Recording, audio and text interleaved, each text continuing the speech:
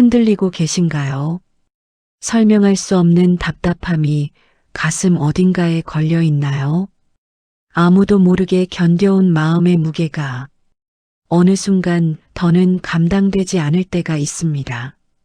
그럴 때 우리는 묻습니다. 왜 나는 이렇게 힘든가? 왜 같은 고통이 계속 반복되는가? 오늘 그 답을 찾는 길에 함께하겠습니다. 당신의 마음 깊은 곳까지 닿는 부처님의 가르침, 그 고요한 지혜의 문을 지금 열어보십시오. 어느 날 문득 우리는 삶이라는 길 위에서 한참을 걸어온 뒤에야 멈춰 서서 스스로에게 묻게 됩니다. 나는 지금 어디로 가고 있는가? 나는 무엇을 바라며 살아왔는가? 그리고 왜 마음속의 고통은 끝없이 반복되는가? 젊었을 때는 이런 질문을 깊이 고민하지 않았습니다. 의욕과 욕심이 우리를 이끌었고 눈앞의 목표를 잡기 위해 달리기에도 바빴습니다. 그러나 세월이 깊어지면 마음속에 설명하기 어려운 무거운 질문들이 고개를 듭니다. 그 질문들은 마치 오래전부터 우리를 기다리고 있었던 듯 조용히 그러나 강하게 심장을 두드립니다. 가족을 위해, 생계를 위해, 사회가 준 역할을 위해 우리는 참 많은 시간을 내어주며 살아왔습니다. 하지만 어느 순간 문득 깨닫습니다. 정작 내 마음은 그 긴 시간 동안 어디에 있었을까? 삶의 무게에 눌려 나조차 돌보지 못했던 날들, 원인을 알 수 없는 막막함 때문에 조용히 눈물 흘렸던 밤도 있었을 것입니다. 고통은 분명히 존재했고 그 원인을 찾지 못해 헤매던 날도 많았습니다. 어떻게 벗어나야 할지조차 알지 못해 허공을 붙잡듯 방황했던 시간들도 있었을 것입니다. 가족을 위해, 생계를 위해, 사회가 준 역할을 위해 우리는 참 많은 시간을 내어주며 살아왔습니다. 하지만 어느 순간 문득 깨닫습니다. 정작 내 마음은 그 긴 시간 동안 어디에 있었을까? 삶의 무게에 눌려 나조차 돌보지 못했던 날들, 원인을 알 수 없는 막막함 때문에 조용히 눈물 흘렸던 밤도 있었을 것입니다. 고통은 분명히 존재했고 그 원인을 찾지 못해 헤매던 날도 많았습니다. 어떻게 벗어나야 할지조차 알지 못해 허공을 붙잡듯 방황했던 시간들도 있었을 것입니다. 이 글은 그 가르침을 따라 당신의 마음에 시원한 바람이 스며들듯 조용하고 깊은 평안을 전달하기 위한 여정입니다. 당신은 지금까지 너무나 많은 것을 지켜내며 살아오셨습니다. 이제는 그 마음을 가만히 들여다볼 차례입니다. 삶을 조금 더 분명하게 보고 조금 더 깊이 이해하고 조금 더 자유로워지고 싶은 마음이 있다면 이미 이 길을 걸을 준비가 되신 것입니다. 지금부터 사성제의 진리와 팔정도의 지혜가 당신의 삶을 부드럽게 밝혀주는 등불이 될 것입니다. 이 고요한 여정에 함께 해주셔서 감사합니다. 이제 편안하게 숨을 고르시며 마음의 문을 천천히 열어보시길 바랍니다. 부처님께서는 인간의 삶을 가장 먼저 즉 고통으로 설명하셨습니다. 하지만 이 고통은 우리가 흔히 떠올리는 병으로 인한 육체적 고통이나 사랑하는 이를 잃는 큰 슬픔만을 뜻하지는 않습니다. 석가모니께서 말씀하신 고는 인간이 태어나 살아가는 과정 전체에 깔려있는 피할 수 없는 흐름과도 같습니다. 우리는 태어나는 순간부터 울음으로 시작하고 자라면서 수많은 기대와 실망을 겪으며 늙어가고 결국 죽음이라는 마지막 관문을 향해 걸어갑니다. 이 모든 과정이 바로 고의 영역 안에 있습니다. 젊을 때는 시간이 끝없이 주어진 것처럼 느껴지고 무엇이든 다시 시작할 수 있다고 믿었습니다. 몸도 마음도 회복력이 있었고 실수조차도 다시 돌이킬 수 있다고 생각했습니다. 그러나 세월이 흐르면 인간은 자연스럽게 삶의 유한성을 실감하게 됩니다.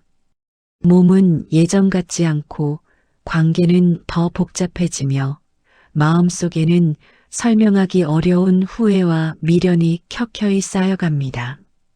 사랑했던 만큼 상처가 깊고 기대했던 만큼 실망도 커지고 내 마음을 다해 살아온 만큼 미련이 남기도 합니다.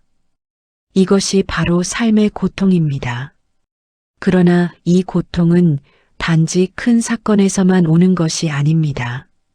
사실 우리의 일상 속 아주 작은 순간에도 고는 숨어 있습니다.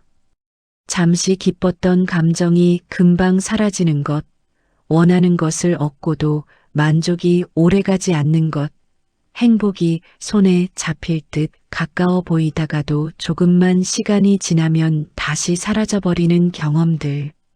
집을 바꾸면 조금 더 편안할 줄 알았는데 곧 아쉬움이 생기고 사랑을 얻으면 그 사랑을 잃을까봐 불안해지고 물질을 얻으면 더 큰 물질을 원하게 되는 마음.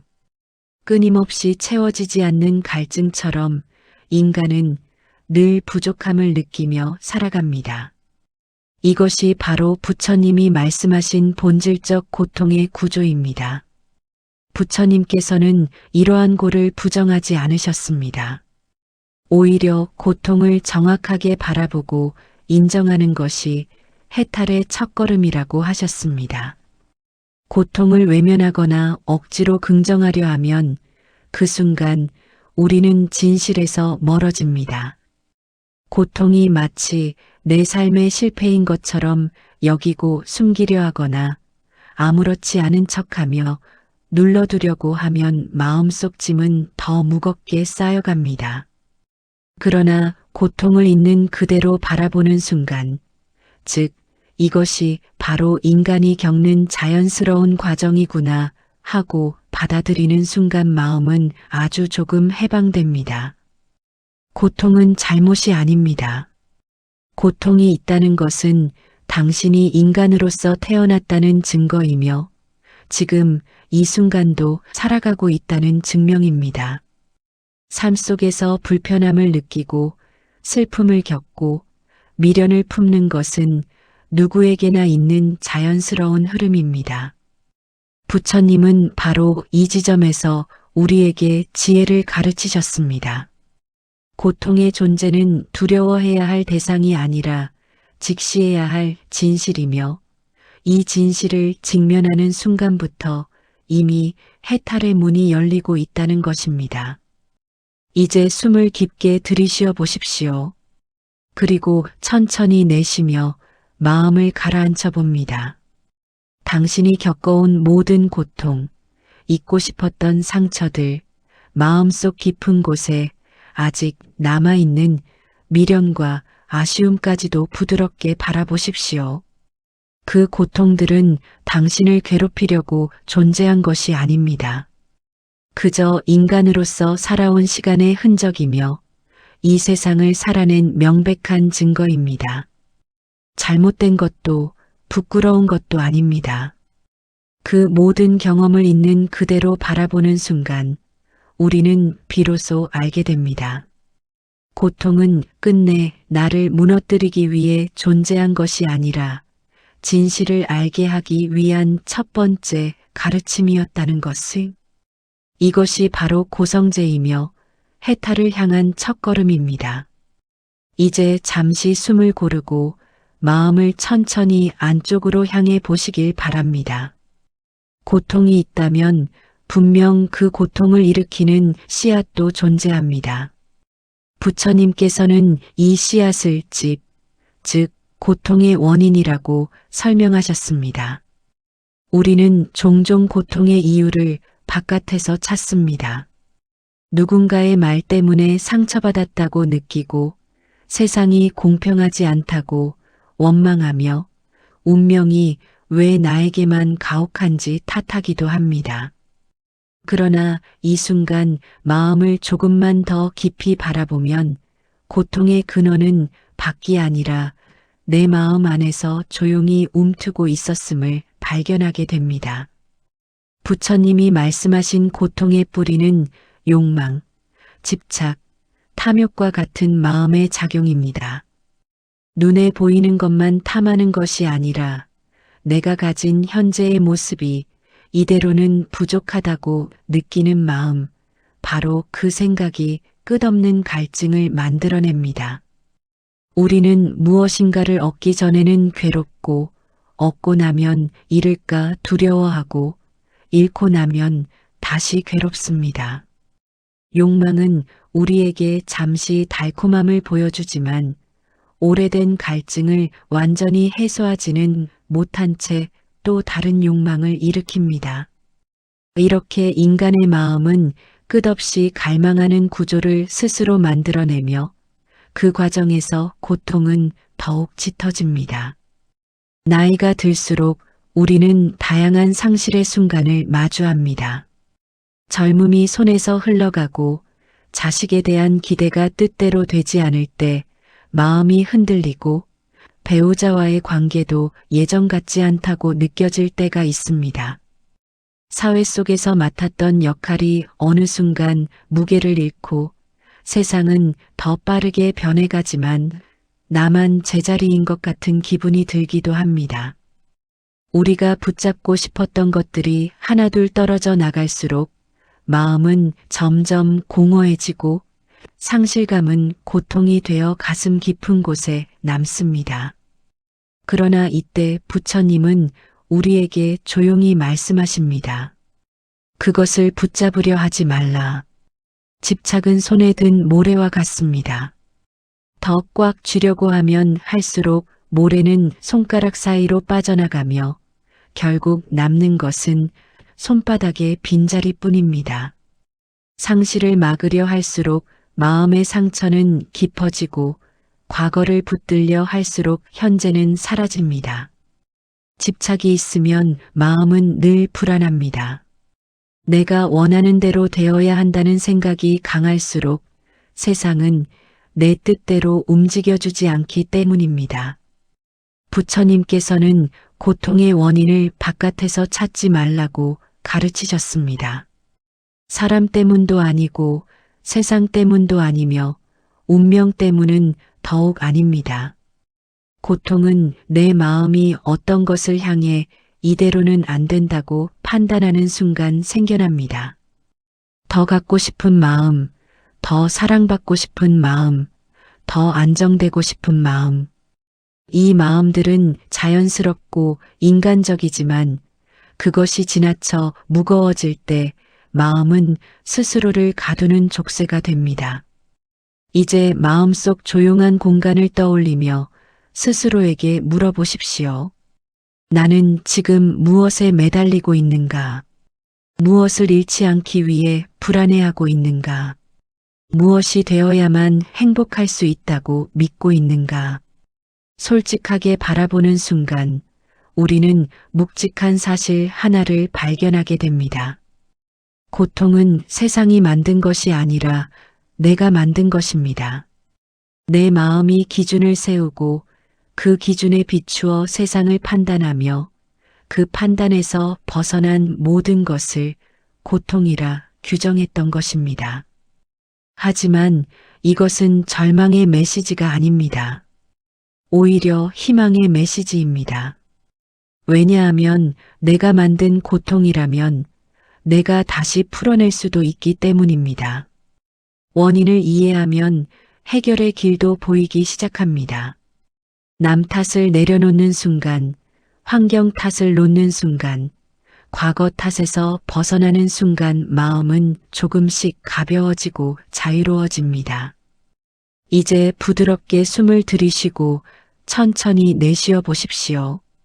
당신이 지금까지 붙잡고 있던 것들을 하나씩 내려놓는 모습을 마음속에서 떠올려 보십시오.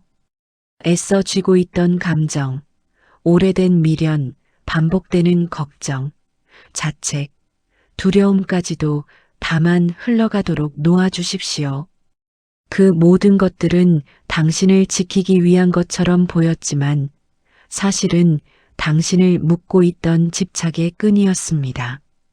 집성제는 말합니다. 고통은 외부 세계의 문제가 아니라 마음의 작용에서 비롯된다. 이 진리를 온전히 받아들이는 순간 우리는 더 이상 세상과 싸우지 않게 됩니다. 세상을 바꾸려 애쓰던 에너지가 나를 이해하는 지혜로 바뀌고 과거를 탓하던 힘이 현재를 바라보는 용기를 만들어냅니다. 이것이 바로 스스로를 자유롭게 하는 첫걸음입니다.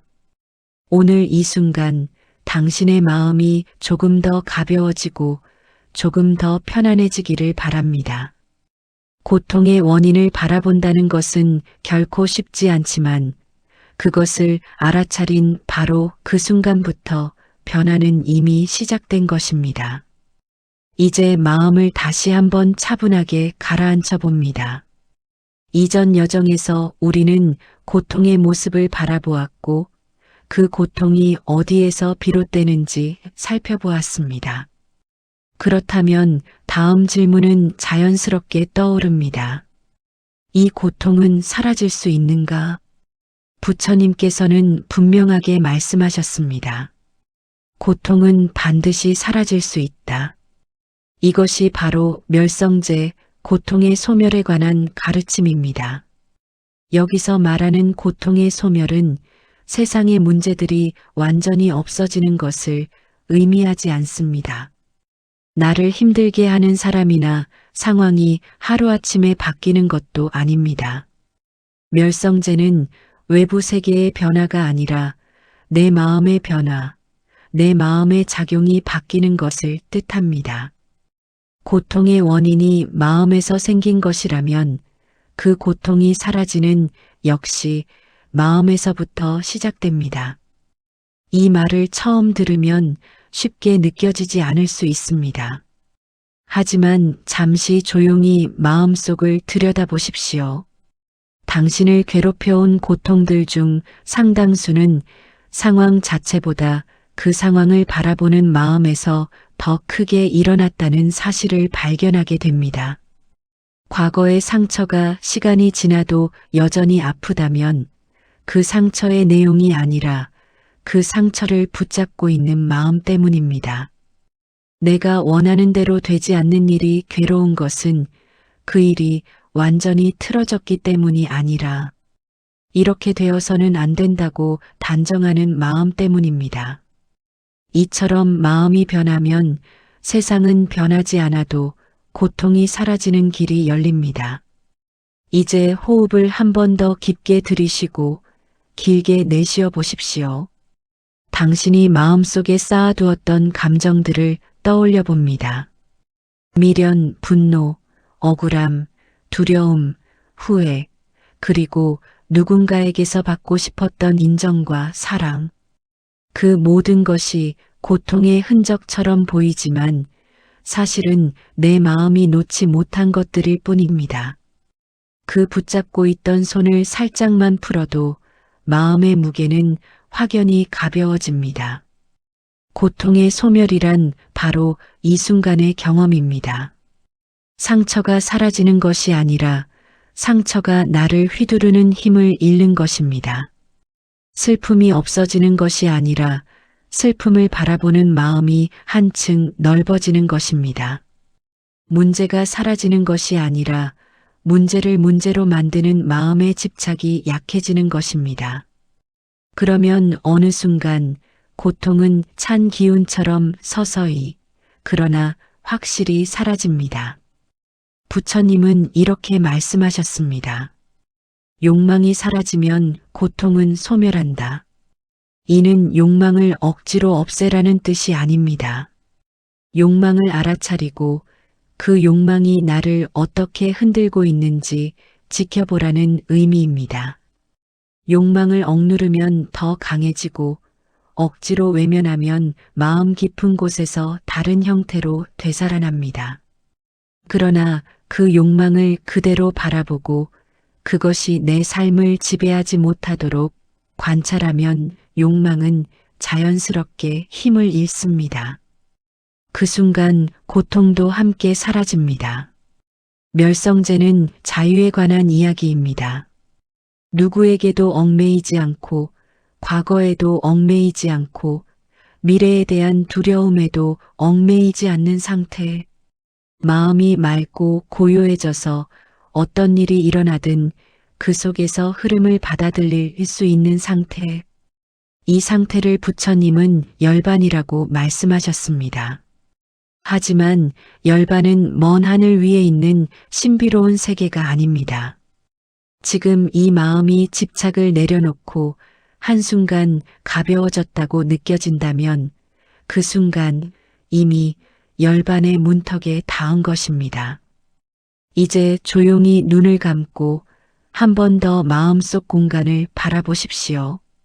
바람이 스치는 들판처럼 넓고 고요한 공간을 떠올려 보십시오. 그 공간에서는 모든 것이 흘러갑니다. 잡아두려 하지 않아도 사라질 때 사라지고 머무르지 않으려 해도 자연스럽게 지나갑니다. 그 속에서 당신은 고통의 본질이 사라지는 경험을 하게 됩니다. 고통을 지배하는 것이 아니라 고통으로부터 자유로워지는 것입니다. 마지막으로 자신에게 조용히 말해 보십시오. 고통은 사라질 수 있다. 나는 그 길을 향해 나아가고 있다.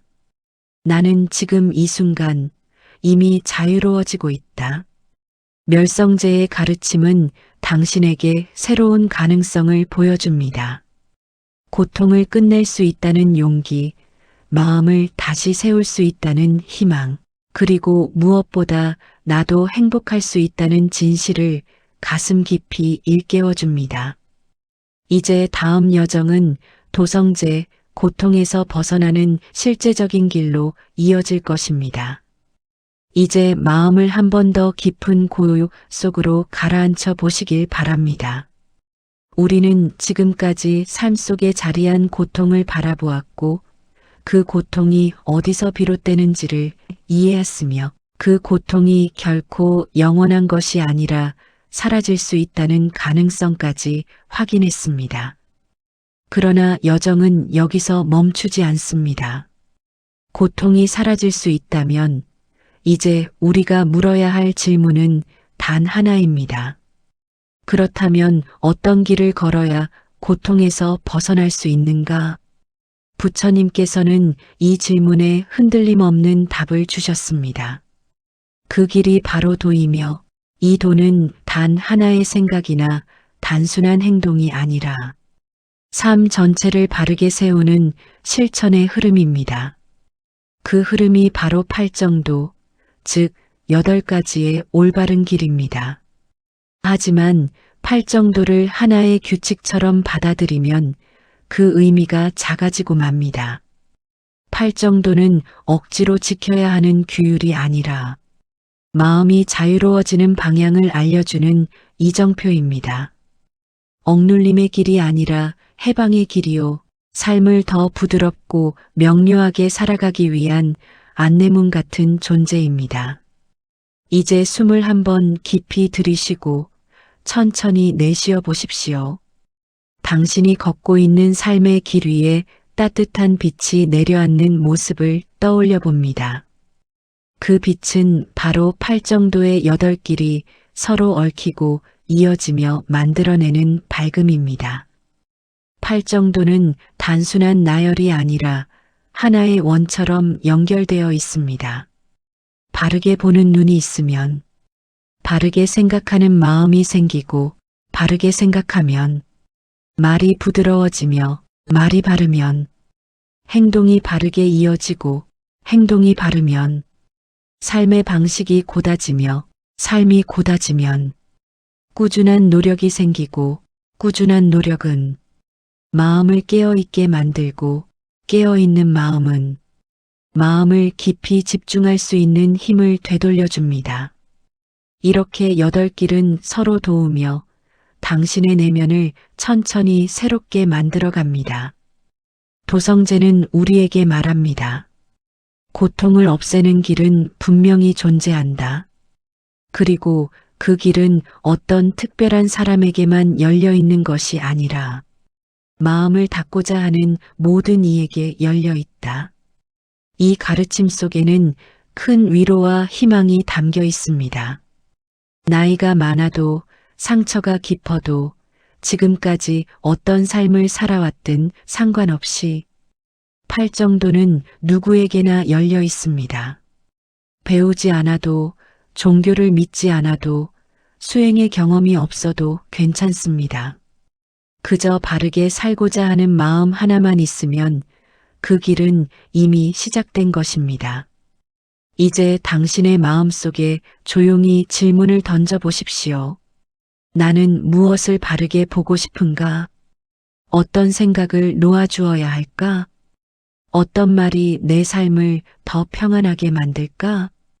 어떤 행동이 나를 더 자유롭게 할까? 이 질문들이 바로 팔정도로 향하는 첫걸음입니다.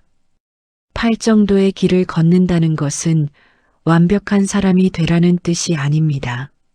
실수를 하지 말라는 요구도 아닙니다. 팔정도는 삶 속에서 조금씩 바르게 바라보고, 조금씩 바르게 생각하고, 조금씩 바르게 말하고, 조금씩 바르게 행동하는 과정입니다.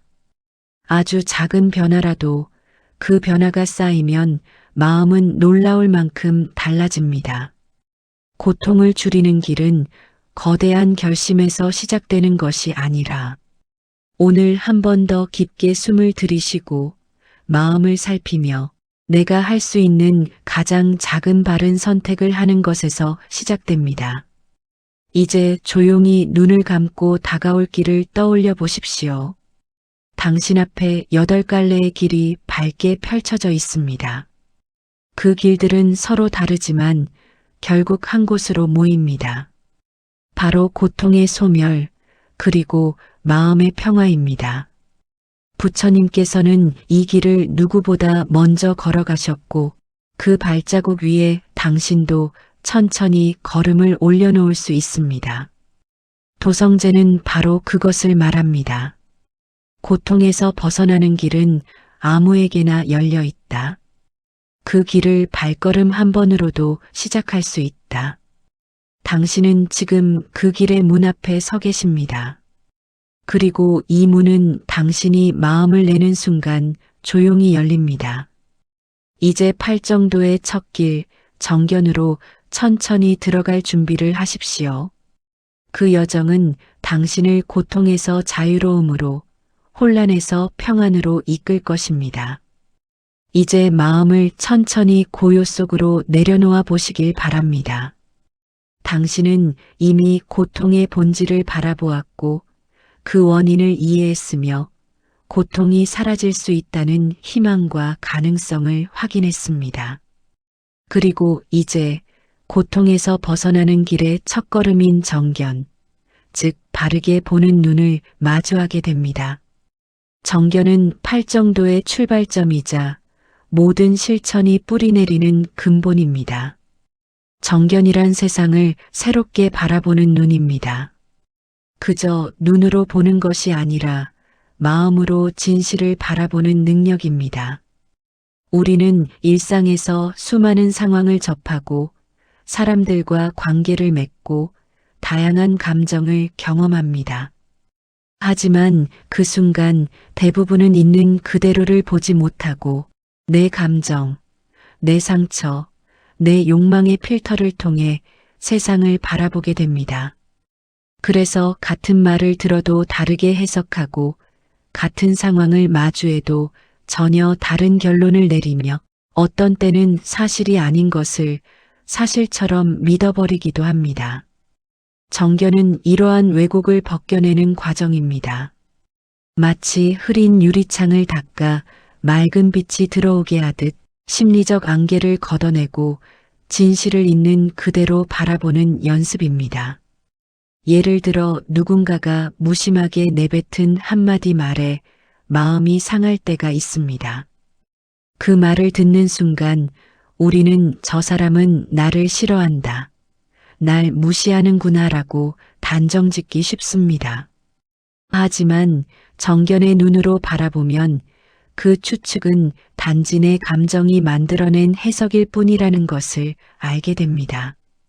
그 사람의 상황, 그날의 감정, 그의 삶에서 일어난 일들, 심지어 그의 마음의 상처까지 우리는 그 어느 것도 알지 못합니다. 그럼에도 우리는 내 경험의 틀로 상대의 행동을 판단하며 스스로 고통을 만들어냅니다. 정견은 우선 이 사실을 인정하는 데서 시작됩니다. 내가 바라보는 것이 곧 진실은 아니다. 이 깨달음은 놀라울 정도로 마음을 자유롭게 합니다. 그동안 우리가 겪은 오해, 갈등, 서운함의 상당수는 사실이 아니라 내가 만들어낸 해석이었음을 알아차리게 되기 때문입니다. 이제 조용히 숨을 들이쉬고 내쉬며 마음의 거울을 살펴보십시오. 그 거울에 비친 자신의 생각을 한 발짝 물러서서 본다고 상상해 보십시오. 생각이 흘러가면 그대로 흘려보내고 감정이 올라오면 붙잡지 않고 지나가도록 둡니다. 판단하지 않고 단정하지 않고 그저 바라보는 것. 이것이 바로 정견의 연습입니다. 정견은 고통을 바라보는 태도도 바꿉니다. 고통이 찾아왔을 때 정견의 눈으로 바라보면 왜 나에게만 이런 일이 생기는가라는 분노 대신 이것도 삶의 한 과정이구나라고 이해하게 됩니다. 고통을 거부하거나 피하려 하거나 억지로 긍정하려 하지 않고 그저 있는 그대로 바라볼 수 있게 됩니다. 그 순간 고통은 더 이상 나를 짓누르는 존재가 아니라 나의 삶 속에 잠시 머물렀다가 흘러가는 현상으로 바뀝니다. 또한 정견은 내 마음의 습관을 바라보게 합니다. 욕심이 올라올 때는 그 욕심이 만들어내는 감정의 흐름을 보게 되고 분노가 일어날 때는 그 분노가 나를 어떻게 흔드는지 깨닫게 됩니다. 정견은 감정을 억누르거나 없애는 것이 아니라 그 감정이 어떻게 만들어지고 어떻게 흘러가는지를 담담하게 바라보는 지혜입니다. 이 지혜가 깊어지면 마음의 폭이 넓어지고 삶을 보는 눈이 부드러워집니다. 이제 한 번 더 깊게 숨을 들이쉬며 스스로에게 조용히 물어보십시오. 나는 지금 무엇을 사실처럼 믿고 있는가? 그 믿음은 진실인가 아니면 내 마음이 만든 해석인가? 이 질문을 던지는 순간 이미 정견은 시작된 것입니다. 정견은 삶을 분명하게 만듭니다. 있는 것은 있는 그대로, 없는 것은 없는 그대로 바라보는 힘이 길러지며 사람에 대한 오해가 줄고 내 마음의 굴레도 풀립니다. 정견이 바로 서면 자연스럽게 바른 생각이 솟아오르게 되고 그 바른 생각은 다시 바른 말과 행동으로 이어집니다. 이렇게 정견은 팔정도 전체를 움직이는 첫 번째 중심축입니다. 마지막으로 조용히 마음속에 새겨보십시오. 나는 이제 바르게 보겠습니다. 내 마음의 필터를 거두고 진실을 있는 그대로 바라보겠습니다. 그것이 내가 자유로워지는 첫걸음입니다. 이제 다음 단계, 정사유로 천천히 나아갈 준비가 되었습니다. 당신의 마음은 지금 조금 더 깊고 넓은 평온을 향해 가고 있습니다. 이제 조용히 숨을 들이쉬고 아주 천천히 내쉬어 보십시오. 당신은 방금 정견의 문을 지나 마음의 안개를 걷어내고 세상을 바르게 바라보는 첫걸음을 내디뎠습니다. 이제 그 다음 단계는 정사유, 즉 바르게 생각하는 길입니다. 정견이 눈을 맑게 해주었다면 정사유는 그 맑아진 눈으로 바라본 세상을 어떻게 받아들이고 해석할지를 결정하는 마음의 방향입니다. 정사유는 단순히 긍정적인 생각을 하라는 의미가 아닙니다. 긍정은 때로 고통을 가리기 위한 가면이 되기도 합니다. 정사유는 고통을 외면하지 않고 그 고통이 만들어내는 생각의 흐름을 정확히 바라보며 그 중에서 해로운 생각은 내려놓고 이로운 생각은 키우는 지혜로운 마음의 선택입니다. 우리의 마음은 하루에도 셀 수 없이 많은 생각을 만들어냅니다. 상대의 한마디에 기분이 흔들리고 과거의 기억이 갑자기 떠올라 마음이 무거워지기도 하고 걱정과 불안이 이유 없이 가슴을 막아버릴 때도 있습니다. 이 흐르는 생각 하나하나는 강물처럼 끝없이 이어지지만 정사유는 그 강물 전체를 따라가지 않고 그 강을 바라보는 자리에 서게 합니다. 이제 마음속으로 이런 장면을 떠올려 보십시오. 거대한 강이 흐르고 있고 수많은 생각들이 강물 위 나뭇잎처럼 떠다니고 있습니다. 정사유는 강물 속으로 뛰어드는 것이 아니라 강변에 조용히 서서 그 흐름을 관찰하는 태도입니다. 떠오르는 생각을 붙잡지 않고 밀어내지도 않으며 그저 생각이 오는 모습과 흘러가는 모습을 알아차립니다. 이때 우리는 자연스럽게 깨닫게 됩니다. 내가 떠올린 모든 생각이 진실은 아니구나. 이 깨달음은 큰 자유입니다. 왜냐하면 인간의 고통 대부분은 생각을 사실로 믿어버리는 순간 시작되기 때문입니다. 정사유는 바르게 생각하는 힘을 기르는 과정입니다. 여기에는 세 가지가 포함됩니다. 첫째, 해로운 생각을 멈추는 것.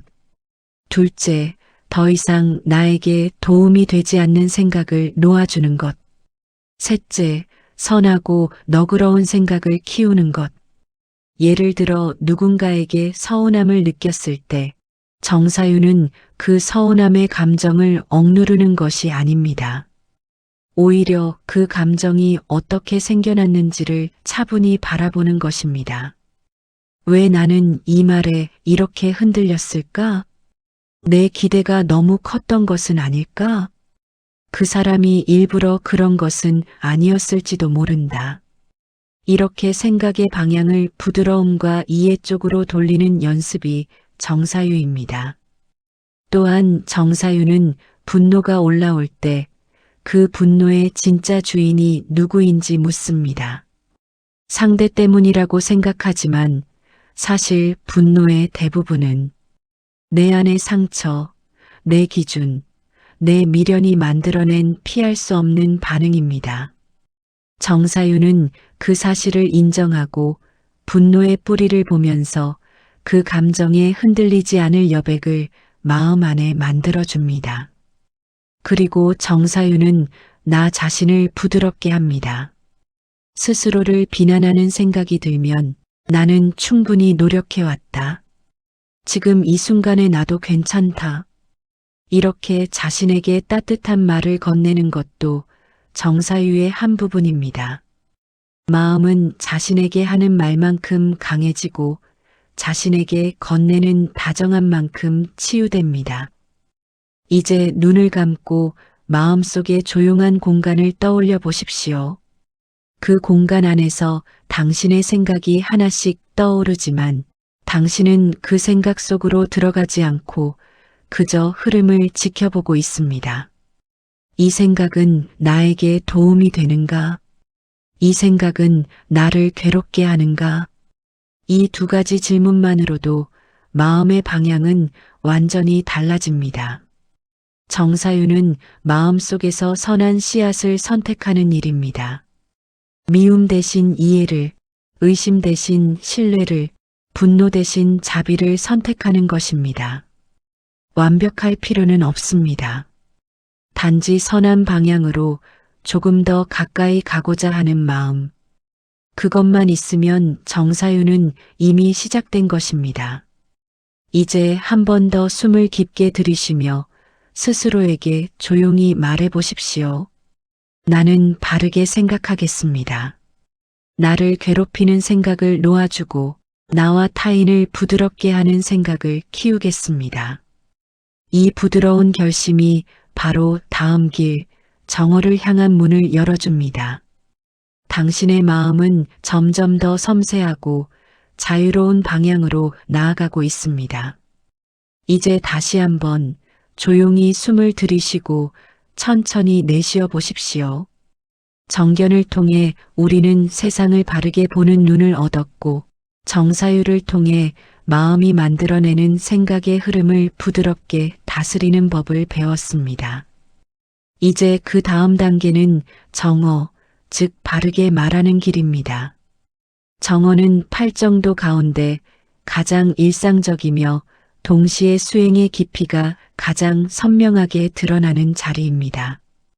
왜냐하면 말은 마음의 그림자이자 우리의 내면이 밖으로 흘러나오는 통로이기 때문입니다. 말은 단순한 소리가 아닙니다.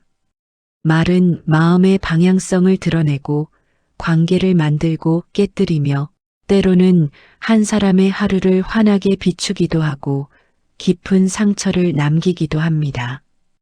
우리는 종종 말의 힘을 과소평가합니다.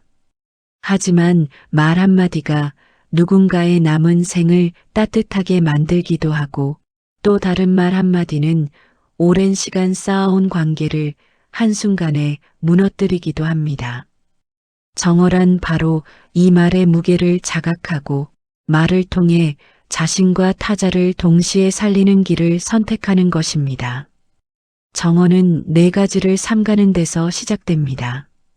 첫째, 거짓말을 하지 않는 것. 둘째, 험담하거나 이간질하지 않는 것. 셋째, 남을 해치는 거친 말과 분노의 말을 멈추는 것. 넷째, 쓸데없는 말로 마음을 흐트러뜨리지 않는 것. 그러나 정어는 단단한 규칙이 아니라 깨어있는 마음의 표현입니다. 바르게 보고 바르게 생각하게 된 마음은 자연스럽게 부드러운 말을 선택하기 시작합니다. 정어는 억지로 말의 모양을 바꾸는 것이 아니라 내면이 가라앉고 밝아지면서 스스로 말이 바뀌는 과정입니다. 이제 마음속으로 살며시 떠올려 보십시오. 누군가에게 상처를 주었던 말, 혹은 자신에게조차 무심코 던졌던 말들이 얼마나 무게를 갖고 있었는지. 왜 그렇게 했어? 넌 왜 항상 이래? 정말 실망이야. 이런 말들은 사실 상대를 향한 것이 아니라 내 안의 답답함과 불안을 그대로 옮겨놓은 것일 때가 많습니다. 정어는 이 순간 잠시 멈추고 내 안의 감정을 먼저 살피라는 가르침입니다. 말을 하기 전 마음에 묻습니다. 지금 내가 하려는 말은 상대를 살리는 말인가? 아니면 나의 불안과 분노를 떠넘기는 말인가?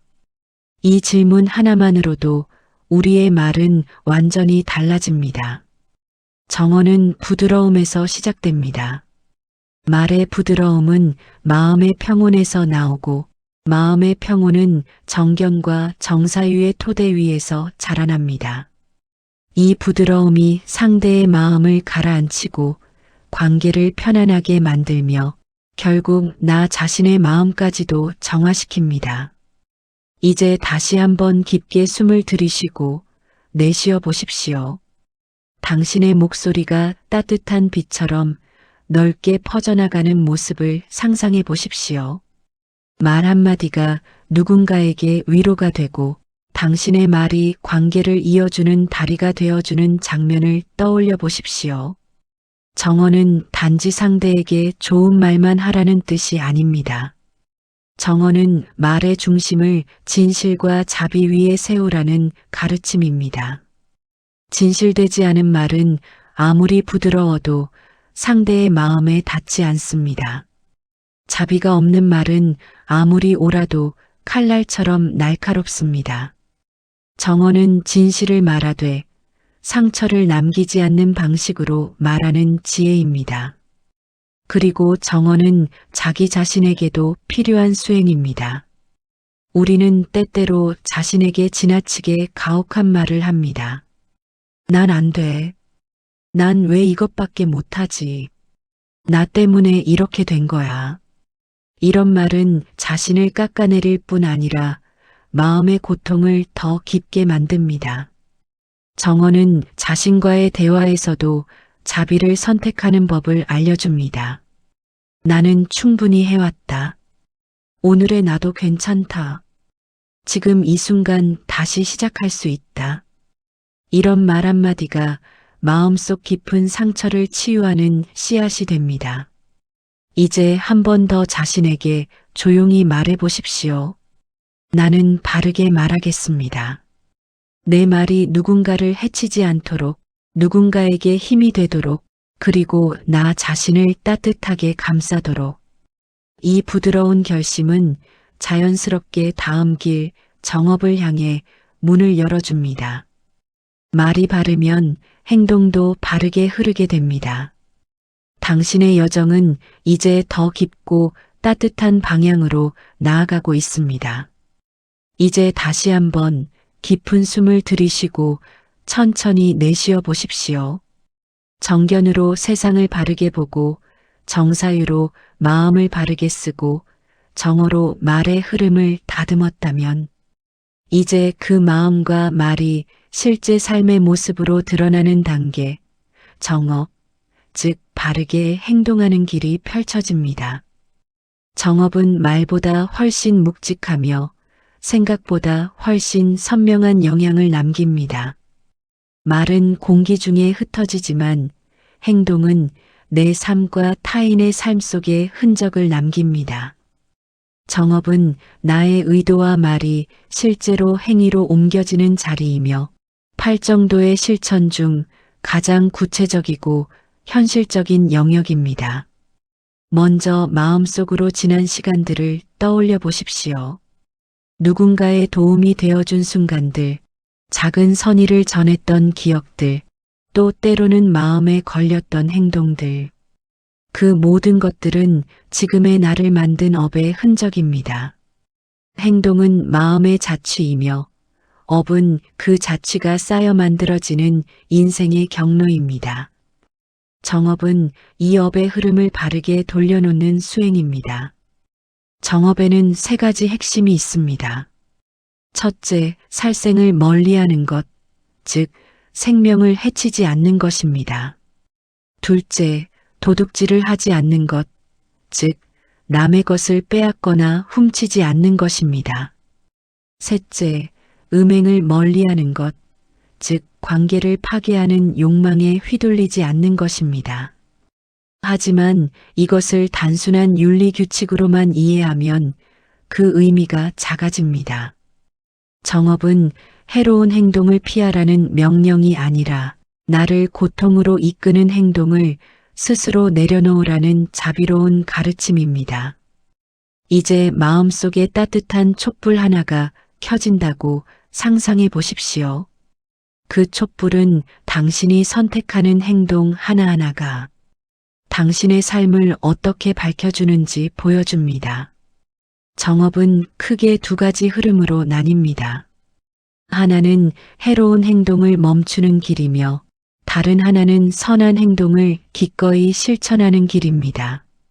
많은 이들은 해로운 행동을 하지 않는 것만으로 충분하다고 생각하지만 정업은 그것을 넘어 선한 행동을 선택하는 마음까지 포함합니다.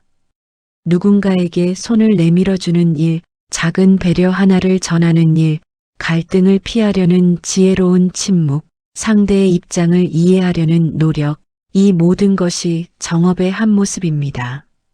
정업은 거창한 선행을 요구하지 않습니다. 오히려 일상의 아주 작은 행동들이 정업의 본질을 채웁니다.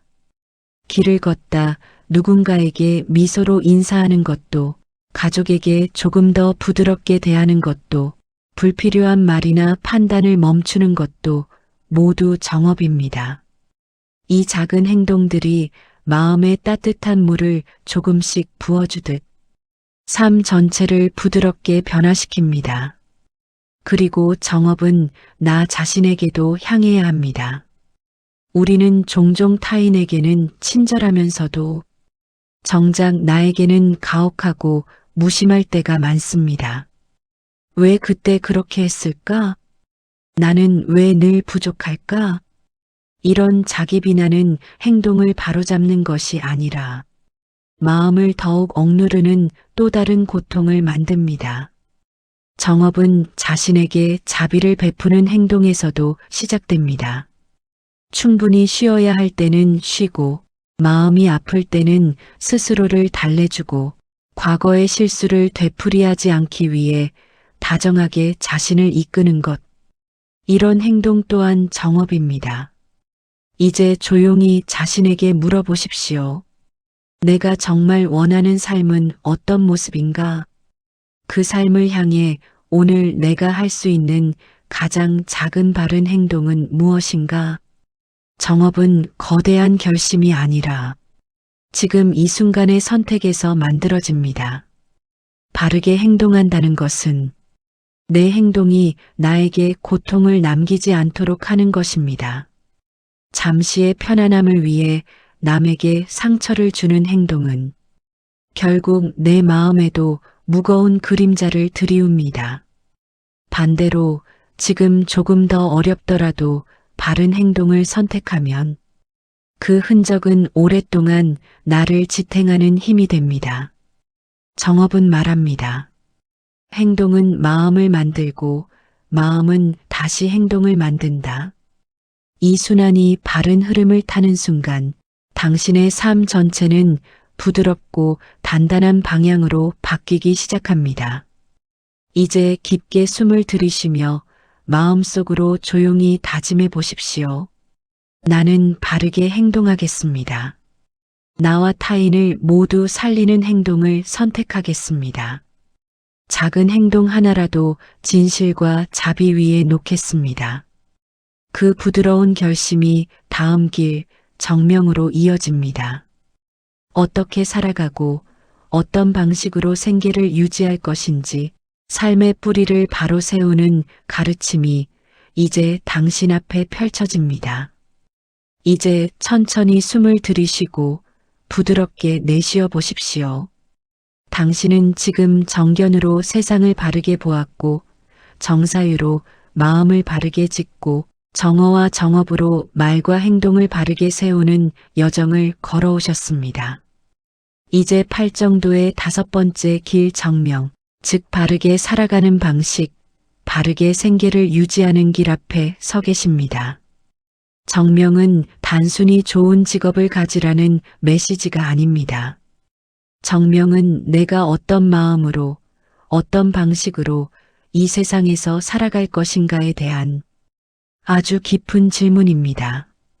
그리고 이 질문은 나이가 들수록 더 크게 마음속에서 울려 퍼집니다. 사람은 모두 생계를 유지해야 합니다. 하지만 같은 일을 하더라도 어떤 마음으로 하느냐에 따라 그 일은 고통이 되기도 하고 수행이 되기도 합니다. 정명은 바로 이 살아가는 방식을 바르게 하는 가르침입니다. 부처님은 정명을 설명하시며 남을 속이거나 해치는 방식으로 생계를 유지하지 말라고 하셨습니다. 이 말은 단순한 도덕을 넘어 내 삶의 에너지가 어디에서 만들어지는가를 살피라는 뜻입니다. 삶의 기반이 불안과 탐욕에서 만들어지면 그 불안과 탐욕이 결국 나의 마음까지 물들이게 됩니다. 반대로 정명은 생계의 기반을 바름과 자비 위에 놓는 일입니다. 내가 하는 일이 누군가에게 해를 주지 않고 누군가에게 상처를 남기지 않으며 세상을 조금이라도 밝게 만드는 방향이라면 그것이 바로 정명입니다. 이제 잠시 눈을 감고 당신이 걸어온 삶의 길을 떠올려 보십시오. 어떤 일들을 해오셨나요? 그 일들 속에서 당신은 어떤 마음이었나요? 어떤 순간엔 억지로 해야 했던 일도 있었고, 어떤 순간엔 마음이 기쁜 상태로 몰입했던 일도 있었을 것입니다. 정명은 직업이나 역할의 종류보다 그 일을 하는 마음의 상태가 더 중요합니다. 가사노동을 하면서도 정명이 될 수 있고 누군가를 돌보는 일이 정명이 될 수도 있습니다. 심지어 현재의 직업이 내 뜻과 다르더라도 그 일을 대하는 태도를 바르게 하면 정명의 길이 됩니다. 정명은 나와 타인이 함께 살아갈 수 있게 만드는 생계 방식입니다. 욕심이 앞서 타인을 짓밟고 올라서려는 에너지로 일을 하면 그 행동은 결국 내 마음을 갉아먹습니다. 잠시 성공한 것처럼 보여도 마음속 깊은 곳에는 늘 불안과 긴장이 남습니다. 반대로 바르게 생계를 유지하는 사람은 그 마음의 평화가 삶 전체로 흘러갑니다. 밤에 잠을 들 때 후회가 없고 아침에 눈을 뜰 때 마음이 가볍습니다. 단지 돈을 버는 일이 아니라 삶을 이어가는 방식에 온기가 깃들게 됩니다. 이제 마음속으로 이렇게 물어보십시오. 나는 어떤 방식으로 살아가고 싶은가? 내 삶의 에너지는 어디에서 만들어지고 있는가? 지금 하고 있는 일은 나와 타인 모두를 이롭게 하는가? 이 질문은 단지 직업을 바꾸라는 뜻이 아닙니다. 정명은 일을 바꾸는 것보다 일을 대하는 마음을 바꾸는 것에서 먼저 시작됩니다. 남을 속이지 않고 부당하게 이익을 취하지 않고 다른 일을 해치며 내 이익을 쌓지 않는 것. 이 작은 마음의 기준을 세우는 것만으로도 정명은 당신의 삶 속에서 이미 자리를 잡습니다. 또한 정명은 탐욕에서 벗어나게 해줍니다. 조금만 더라고 말하는 마음은 결국 끝없는 결핍 속으로 나를 끌고 갑니다. 하지만 정명은 지금 내 앞에 있는 삶을 있는 그대로 받아들이며 충분히 살아가는 법을 알려줍니다. 이제 깊게 숨을 들이쉬고 마음속에 조용히 다짐해 보십시오. 나는 바르게 살아가겠습니다. 나와 타인을 해치지 않는 방식으로 생계를 유지하겠습니다.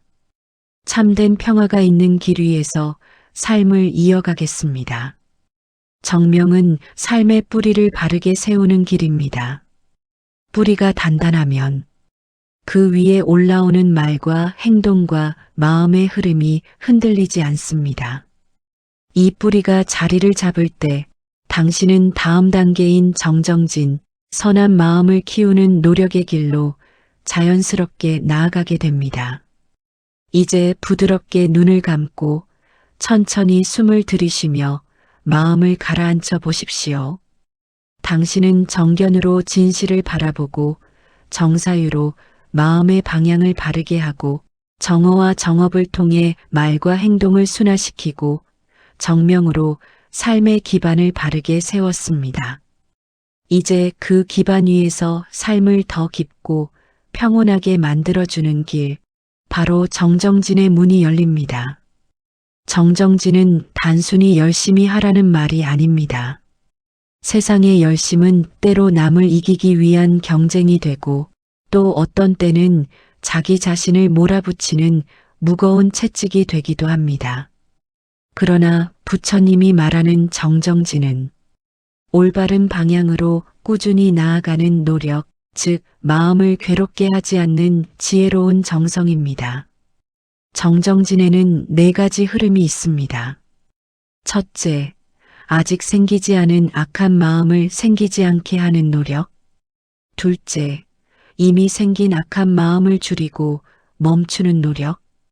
셋째, 아직 생기지 않은 선한 마음을 일으키는 노력. 넷째, 이미 생긴 선한 마음을 더욱 키우는 노력. 이 4가지 흐름은 마치 마음속 정원을 돌보는 일과 같습니다. 잡초가 자라지 않도록 살피고 이미 자란 잡초는 뽑아내고 새로운 꽃이 자랄 수 있도록 흙을 고르고 이미 피어난 꽃은 더 아름답게 자라도록 물과 햇빛을 주는 것. 정정진은 그렇게 마음의 정원을 부드럽게 가꾸는 수행입니다. 이제 마음속으로 그렇게 생생한 정원을 떠올려 보십시오. 그 정원 속에는 수많은 씨앗이 있습니다. 분노, 질투, 원망이라는 씨앗도 있고 자비, 따뜻함, 감사, 이해라는 씨앗도 있습니다. 정정진은 어떤 씨앗을 키울 것인지 선택하는 지혜입니다. 우리가 평소에 반복하는 생각과 행동은 바람처럼 사라지는 것 같지만 사실은 마음속에 흔적을 남기며 습관이 됩니다. 그리고 그 습관은 다시 우리의 감정과 행동을 결정합니다. 정정진은 이 순환을 바르게 돌리는 수행입니다. 예를 들어 누군가에게 화가 날 때 그 감정이 올라오는 것은 자연스럽지만 그 화를 키울지 잠시 멈추고 가라앉힐지는 내가 선택할 수 있습니다. 이 선택의 순간이 바로 정정진입니다. 또한 마음이 무기력해질 때 스스로를 탓하며 주저앉을 수도 있고 오늘 나는 조금이라도 더 나아가겠다. 이렇게 자신에게 부드럽게 힘을 줄 수도 있습니다. 정정진은 바로 이 두 번째 선택을 하는 힘입니다. 자신을 몰아붙이는 것이 아니라 자신을 일으켜 세우는 다정한 노력입니다. 정정진은 경쟁이 아닙니다. 누군가보다 앞서야 하는 노력도 아니고 완벽해지기 위해 자신을 몰아붙이는 의지도 아닙니다. 정정진은 어제보다 조금 더 나은 나를 향한 부드럽고 지속적인 걸음입니다. 그 한 걸음이 쌓이면 마음의 흐름이 바뀌고 마음의 흐름이 바뀌면 삶 전체가 바뀝니다. 이제 마음속에 조용한 질문을 던져보십시오. 오늘 내가 할 수 있는 가장 작은 선한 노력은 무엇인가? 그 작은 노력이야말로 정정진의 가장 소중한 출발점입니다. 예를 들어 조금 더 친절한 말 한마디를 건네는 것, 잠시 멈추고 깊게 숨을 들이쉬는 것, 누군가의 힘든 마음을 이해하려고 노력하는 것, 혹은 오늘 스스로를 조금 더 사랑해 주는 것. 이 모든 것이 정정진입니다. 정정진의 아름다움은 조금씩이라는 단어에 있습니다. 조금씩 더 바르게 보고, 조금씩 더 바르게 생각하고, 조금씩 더 바르게 행동하며, 조금씩 더 자비로운 마음을 일으키는 것. 이 반복 속에서 마음은 서서히 부드러워지고 가벼워집니다. 정정진은 결국 자신에게 하는 약속입니다. 나는 나를 괴롭히는 마음 대신 나를 지켜주는 마음을 선택하겠다. 나는 오늘도 선한 방향으로 한 걸음 나아가겠다. 이 다정한 다짐이 쌓이면 당신의 마음은 깊은 평온을 얻게 됩니다. 이제 조용히 눈을 감고 천천히 숨을 들이쉬며 마음속에 다짐해 보십시오. 나는 바르게 노력하겠습니다. 선한 마음을 키우고 악한 마음을 줄이며 오늘보다 조금 더 평온한 나를 만들겠습니다. 이 부드러운 결심은 곧 이어질 다음 길, 정념 바르게 깨어있는 마음을 향해 자연스럽게 이어집니다. 정념은 정정진을 통해 길러진 노력의 에너지가 지혜의 빛으로 바뀌는 순간을 만들어줍니다. 이제 조용히 눈을 감고 아주 천천히 숨을 들이쉬고 내쉬어 보십시오. 정견으로 진실을 바라보고 정사유로 마음의 방향을 바꾸고 정어와 정업으로 말과 행동을 맑게 하고 정명으로 삶의 기반을 바르게 세우고 정정진으로 선한 마음을 꾸준히 키워오신 당신은 이제 그 모든 수행이 하나로 응축되는 자리, 정념의 문 앞에 서 있습니다. 정념은 바르게 깨어있는 마음입니다. 여기서 말하는 깨어있음은 단순히 잠에서 깬 상태가 아니라 지금 이 순간을 온전히 알아차리는 의식의 밝음을 의미합니다. 과거도 아니고 미래도 아닌 바로 지금 내 앞에 펼쳐진 이 순간을 있는 그대로 바라보는 힘. 정념은 이 힘을 키우는 수행입니다. 인간의 마음은 대부분 과거를 후회하고 미래를 걱정하며 흔들립니다. 우리의 생각 대부분은 지금 이 순간과 무관한 이야기들 속에서 떠돌아다닙니다. 그때 왜 그랬을까? 앞으로 어떻게 해야 하지? 혹시 잘못되면 어떡하지? 이런 생각들이 마음을 잠식할 때 지금 이 순간의 평화는 사라지고 고통의 그림자가 찾아옵니다. 정념은 이 떠다니는 마음을 다시 지금 여기로 데려오는 수행입니다. 마치 바람에 흔들리는 연을 손에 잡아당겨 내 앞에 단단히 고정시키는 느낌과도 같습니다. 이제 호흡에 마음을 실어 보십시오. 들숨이 들어오고 잠시 머물고 그리고 부드럽게 날숨이 나가는 그 흐름을 말없이 바라보는 것입니다. 이 단순한 호흡 관찰만으로도 당신은 지금 이 순간에 깨어 있게 됩니다. 정념은 판단하지 않습니다. 좋다, 나쁘다, 옳다, 그르다, 이렇게 해야 한다. 저렇게 하지 말아야 한다. 이런 선입견을 내려놓고 오직 지켜보는 마음, 알아차리는 마음으로 머무는 것입니다. 정념은 또한 감정을 바라보는 힘을 키워줍니다. 슬픔이 올라오면 나는 지금 슬프구나. 화가 올라오면 나는 지금 화가 나는구나. 불안이 올라오면 나는 지금 불안하구나. 이렇게 감정을 억누르지도 휩쓸리지도 않고 그저 지켜보는 태도로 관찰하는 것입니다. 감정을 억누르면 더욱 강해지고 감정에 휩쓸리면 마음은 고통 속으로 깊이 빠져듭니다.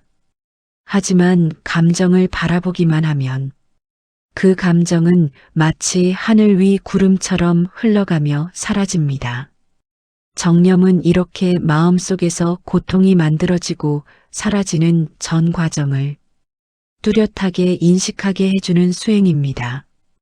또한 정념은 몸의 감각을 세밀하게 느끼게 해줍니다.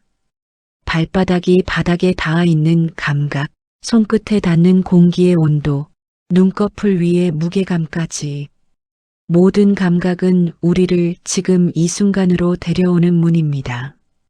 감각을 알아차리는 순간 마음은 불필요한 걱정과 생각에서 벗어나 고요한 중심으로 돌아옵니다. 이제 마음속에서 조용히 묻습니다. 지금 이 순간 나는 어디에 있는가? 내 마음은 어디로 가고 있는가? 이 질문을 던지는 것만으로도 당신의 마음은 현재로 돌아옵니다. 정념은 삶의 고통을 사라지게 하는 강력한 힘입니다. 고통은 대부분 생각에서 만들어지기 때문입니다. 정념은 생각의 흐름에 끌려가지 않고 그 흐름을 바라보는 위치로 나를 데려다 놓습니다. 그 순간 고통은 나를 지배할 수 없게 됩니다. 또한 정념은 자비의 시작입니다. 내 감정을 솔직히 바라보고 내 몸의 신호를 정확히 느끼며 내 마음의 흐름을 있는 그대로 인정하는 순간 우리는 비로소 자신에게 다정해질 수 있습니다. 자신에게 다정해지면 타인에게도 자연스럽게 자비가 흘러갑니다. 이제 아주 깊게 숨을 들이쉬며 마음속으로 이렇게 말해 보십시오. 나는 지금 여기에 있습니다. 지금 이 순간을 알아차립니다. 내 마음의 움직임을 부드럽게 바라봅니다.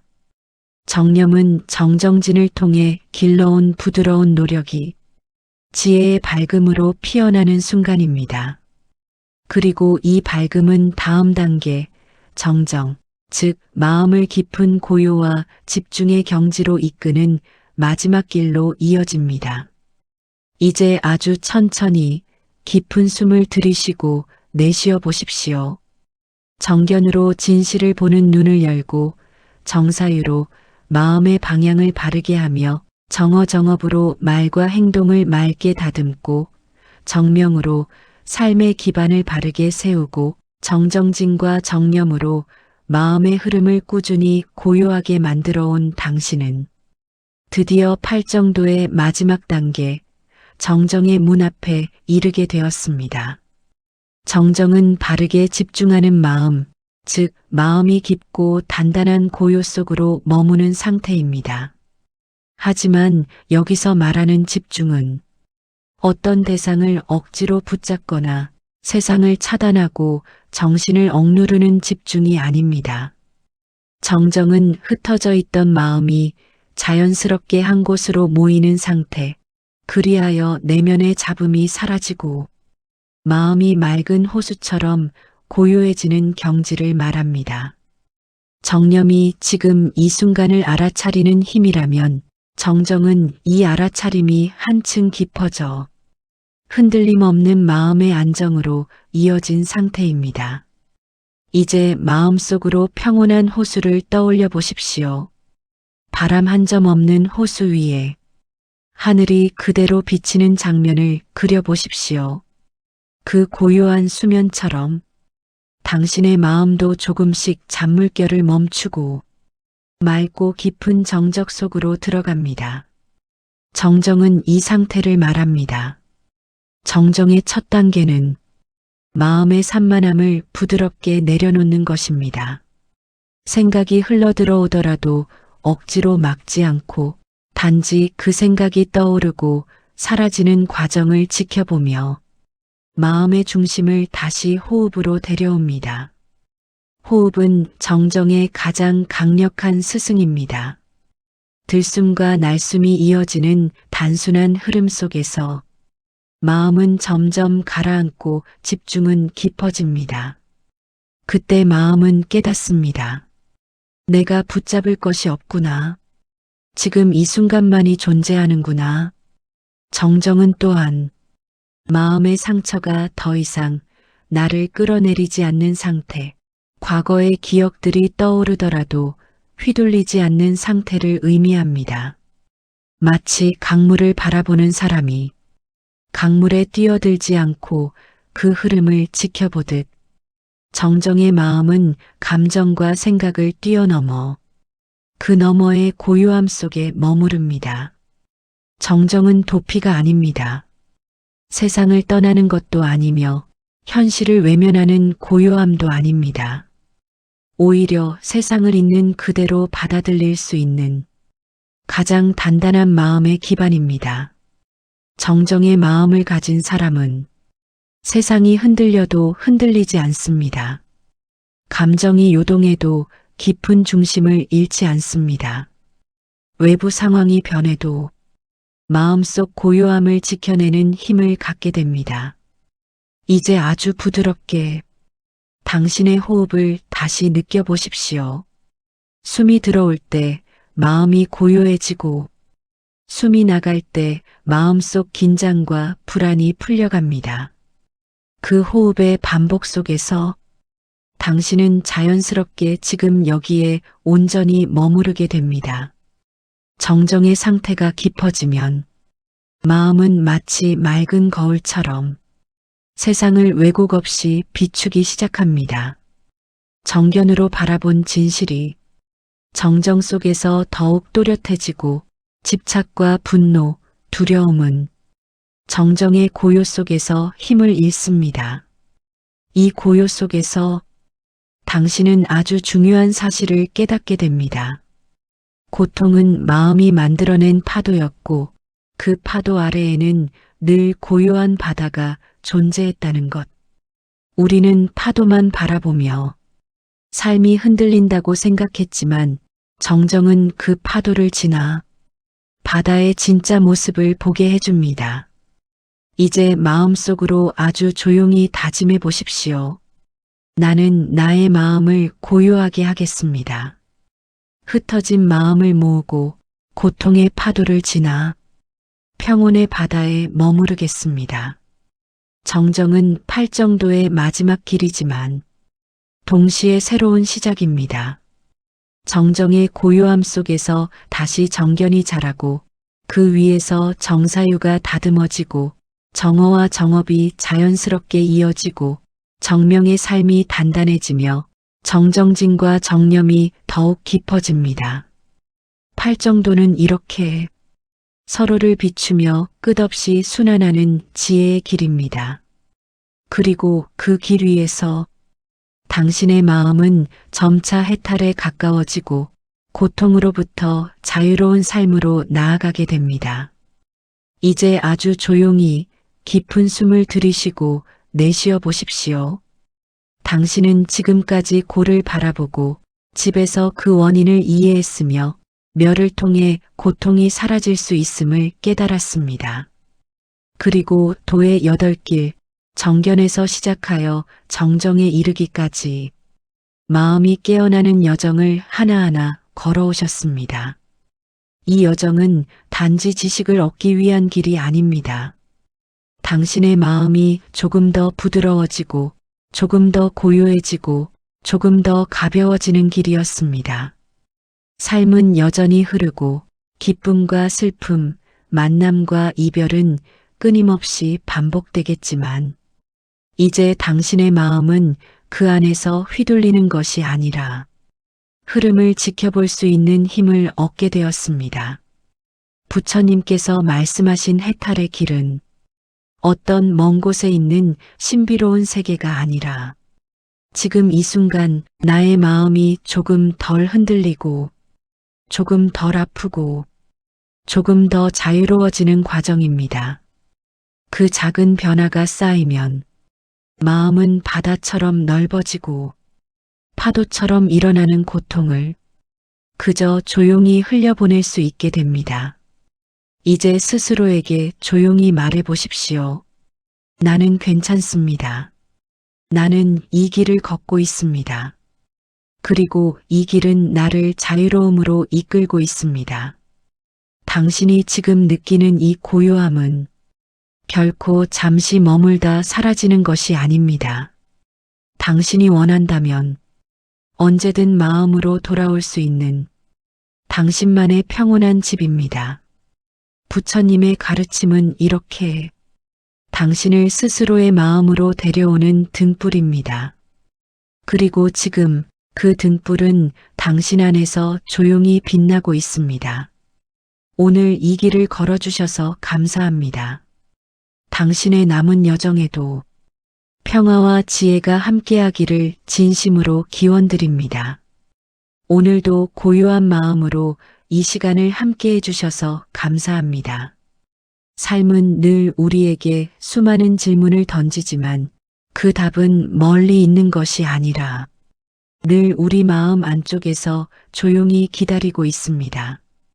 부처님의 가르침이 당신의 하루에 작은 등불이 되어 마음을 가볍게 하고 삶을 조금 더 부드럽게 비추어 주길 바랍니다. 혹시 오늘의 영상이 당신의 마음에 작은 울림이 되었다면 이 채널을 구독해 주시고 좋아요로 마음을 나누어 주시면 더 깊은 이야기로 다시 찾아뵙겠습니다. 당신의 평온을 진심으로 기원드립니다. 오늘도 고요한 밤, 따뜻한 하루 되시길 바랍니다.